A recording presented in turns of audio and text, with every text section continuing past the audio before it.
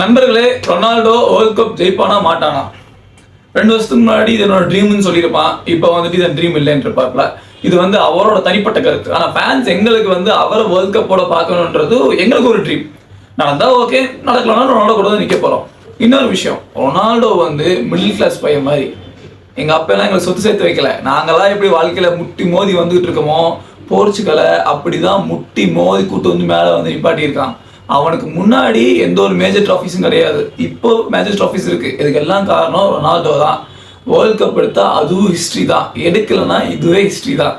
So எங்களுக்கு எடுத்தாலும் சந்தோஷம், எடுக்காட்டி ரொனால்டோ தான். ரொம்ப பெரிய டிஃப்ரென்ஸ் ப்ரோ. இதுக்கு முன்னாடி ஒரு கண்ட்ரி 2-3 வேர்ல்ட் கப் அடித்து அவங்க ஸ்டோரேஜில் வச்சுக்கிறதும், ஒரு கண்ட்ரி பார்க்கவே இல்லை அந்த கண்ட்ரியை கொண்டு இவ்வளோ நிப்பாட்டுறதும் அந்த இடத்துல இருந்து பார்த்தா தெரியும். அது நீங்கள் அங்கே போன அவசியம் இல்லை. உங்கள் அப்பாட்ட சொத்து இல்லாமல் நீங்கள் வாழ்க்கையில் ஜெயிக்கணும்னு ஓடி பாருங்கள்.